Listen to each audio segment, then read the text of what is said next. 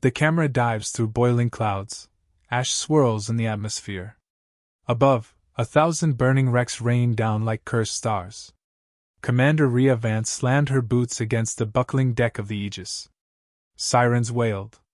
Warning lights strobed blood-red across the bridge. "Shield collapsed in 30 seconds," barked Lieutenant Grayson, gripping the consoles so hard his knuckles blanched. Rhea didn't flinch. Her eyes, steel gray, unblinking, locked onto the holographic display, where alien dreadnoughts closed in like vultures. Their silver hulls shimmered against the inferno they had unleashed. "All hands brace for impact," she ordered, voice slicing through the chaos. "We fight to the last." The ship groaned under another barrage. Panels exploded, tossing sparks like fireflies. Rhea staggered but didn't fall. They had been thrown out. Betrayed. The so-called Galactic Concord had exiled Earth's survivors to the outer void, declaring humanity too dangerous, too wild. And when humans refused to fade quietly into the dark, they sent the purifiers. Now, Earth's last fleet stood alone. No allies. No mercy. "Incoming on Vector 4-2, shouted Grayson. "Roll starboard, full thrusters." Rhea snapped.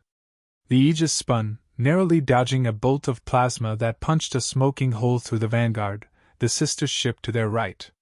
Through the viewport, Rhea watched the Vanguard split apart, human bodies tumbling into vacuum. Grayson cursed under his breath. "They're picking us off one by one." "No," Rhea said, her voice low, vibrating with fury. "We make them pay." She keyed open the comms. "Fleet command to all surviving vessels. Pull back to Formation Sigma. Prepare for Operation Firestorm." Static crackled back. A few battered ships acknowledged. She didn't wait. Every second mattered. A new warning chimed. The Aegis engines were overheating. Their own systems were eating themselves alive just to stay ahead of death. The ship was dying. So was Earth. Rhea pressed her hand flat against the command panel, feeling the thrum of the ship's battered heart. She thought of the cities already lost, New York buried in glass sands, Tokyo a blackened crater, the Thames evaporated to mist. She thought of her younger brother, Luca, dead under alien bombardment in Brisbane. She had made a promise at his grave, even if no one else had heard it. "We do not die silent." The doors hissed open. Chief Engineer Malik stumbled in, blood streaking his forehead. "Commander, you need to see this." Rhea followed him into engineering. Holograms flickered, a 3D map of Earth's orbit, swarming with enemy ships. But Malik pointed at a different feed, deep underground, beneath the Rockies, ancient tech thrummed to life. A last card humanity never played. The Helios Array. A forgotten weapon. Banned by Earth's own governments long ago. Energy drawn from the planet's magnetic core, enough to fry anything in orbit. If they could activate it. Rhea stared at the projection, her mind racing. "How long to trigger?" she demanded. "Minutes," Malik said. "But it'll scorch half the atmosphere. It's suicide." Rhea exhaled slowly. Every instinct screamed against it. Earth could survive another occupation, maybe. It couldn't survive being a dead rock. But surrender was not an option. "This is bigger than survival," she murmured. "This is memory." She turned, issuing commands without hesitation. "Patch me through to all ground stations. Tell them, ignite Helios." Grayson's face paled. "Commander, they left us no choice." The bridge crew fell silent, each processing what came next. None protested. Rhea keyed the command herself. Her thumb hovered over the final confirmation switch. She thought of Luca again. His crooked grin. His last words to her. "Don't let them forget us." Her thumb dropped. A tremor shook the ship, not from impact, but from deep below. Earth roared.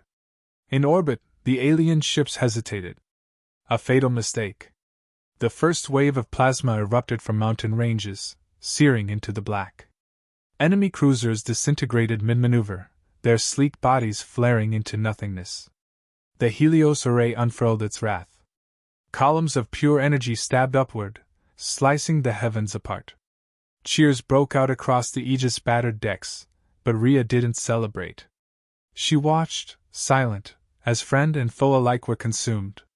We will be remembered, she thought. Outside, the sky turned gold, then white. The battle wasn't won. Not yet. But Earth had answered, and she had answered with fire.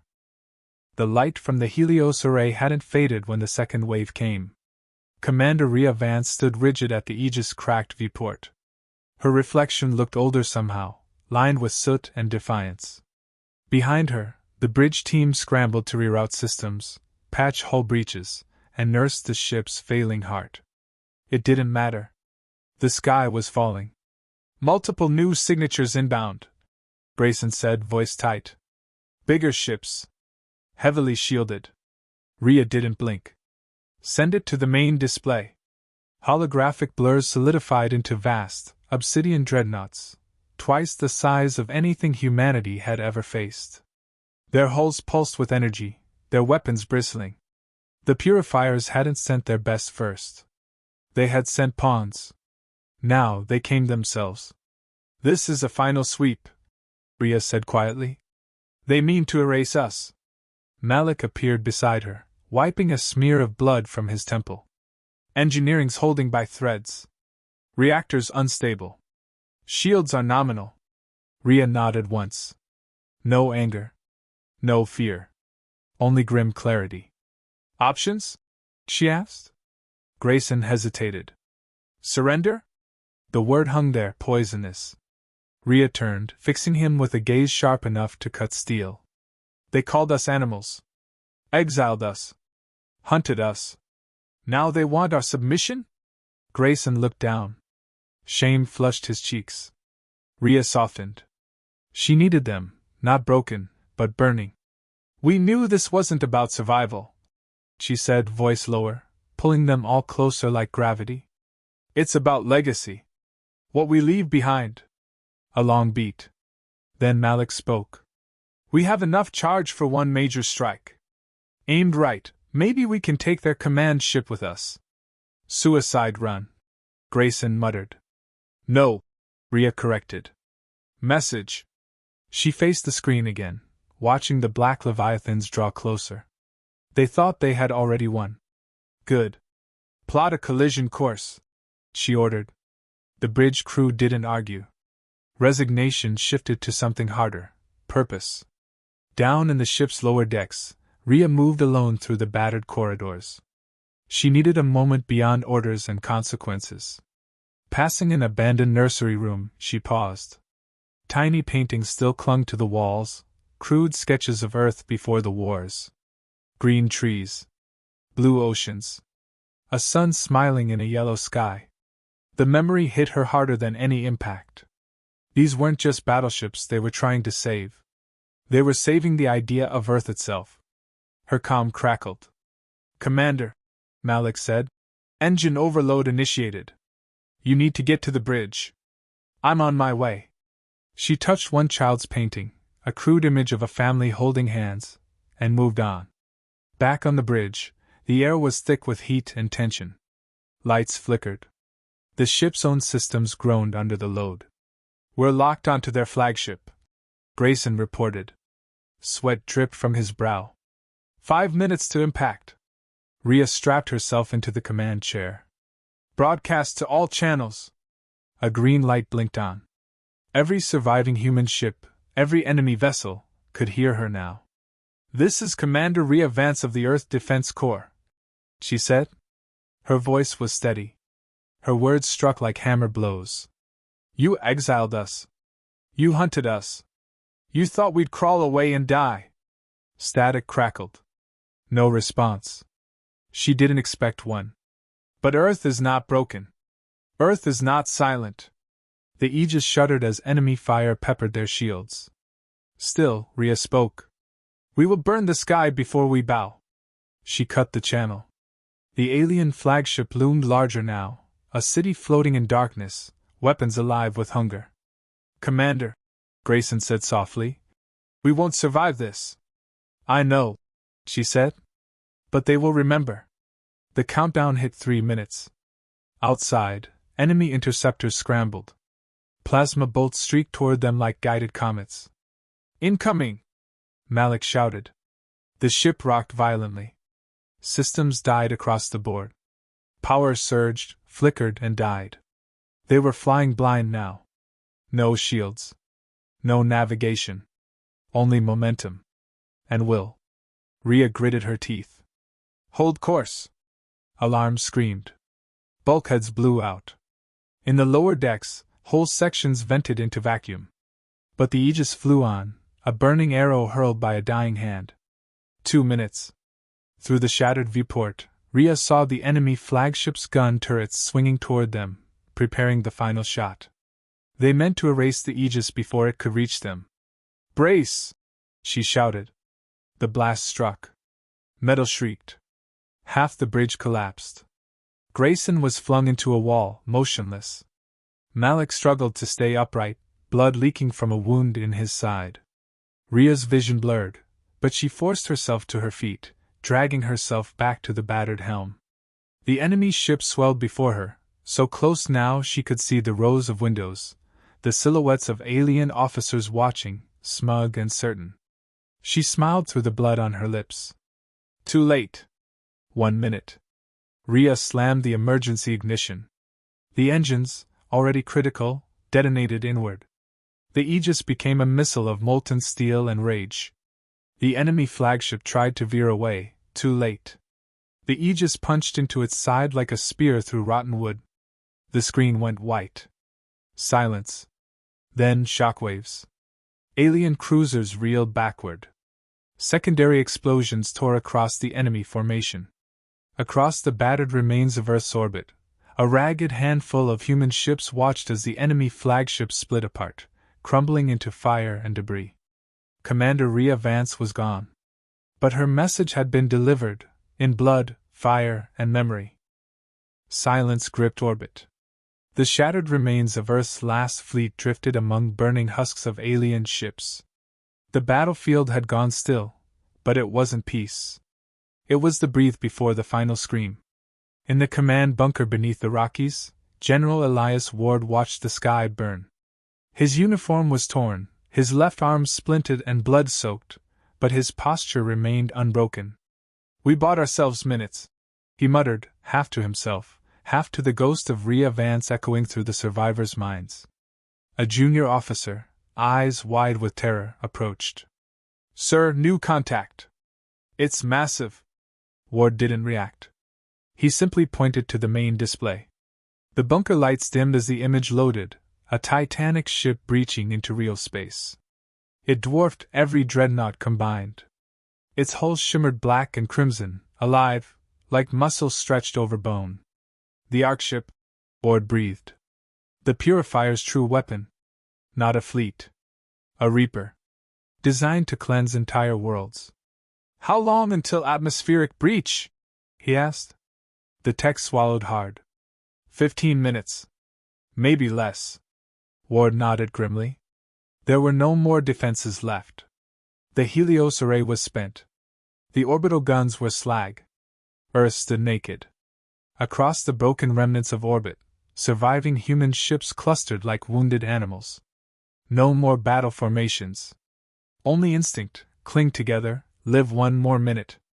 Aboard the Resolute, Captain Mara Solis floated in the crippled bridge, clutching the worn patch of Rhea's insignia in her gloved hand. She stared at the incoming Arkship, at the way it swallowed the stars behind it. "We can't stop that," her first officer said hollowly. "No," Mara agreed. The room seemed colder now, death seeping through every crack. "But we can choose how we end." A flicker of defiance sparked among her crew. Hope's last ember. Mara triggered shipwide comms. Her voice shook but didn't falter. "Earth doesn't need survivors," she said. "Earth needs legends." Across the channel, other ship captains answered. Not with words. With action. Their battered hulls aligned, thrusters sputtering, pointing their broken bows toward the Arkship. One final charge. In the ruins of New Geneva, civilians huddled under shattered domes, staring up at the wounded sky. Among them, a boy clutched his grandmother's hand, his eyes reflecting the burning heavens. "Are we going to die, Nana?" he asked. She looked up, at the Arkship blotting out the stars, and smiled through tears. "Maybe," she whispered. "But not forgotten." Overhead, the remains of humanity's fleet ignited their drives. Specks of light rose against the massive shadow. Tiny. Insignificant. Beautiful. In the command bunker, Ward leaned heavily against the holodable. His breathing was ragged, his vision blurred, but his mind stayed sharp. The Arkship would survive the kamikaze runs. It would survive the orbital bombardments. Earth's surface would not. Unless. He turned to Chief Engineer Salazar, the woman who once helped mothball Earth's forbidden technologies. "Project Sharon," Ward said. Salazar froze. "Sir, that project was never meant." "Activate it." She hesitated only a heartbeat. "Yes, sir." Deep beneath the Rockies, turbines the size of skyscrapers groaned awake. Buried reactors spat raw energy into forgotten conduits. The mountain shivered. Project Sharon had been Earth's last secret, a graviton imploder. A weapon not to kill ships, but to collapse space itself. Anything within range would be dragged into oblivion, including half the planet. Ward watched the activation codes scroll across the screen. "Evacuate who you can," he ordered. "But sir, there's no time." "I know." He allowed himself a small smile. "This was never about living forever," he said. "It's about dying right." Above, the Arkship unleashed its final assault. Lances of energy boiled oceans, cracked mountains, incinerated entire cities. The boy in New Geneva watched a wall of white-hot plasma racing toward them. He didn't scream. He closed his eyes and squeezed his grandmother's hand. And waited. In orbit, the Resolute and her sister ships slammed into the Arkship's hull, one after another. Explosions rippled across its surface.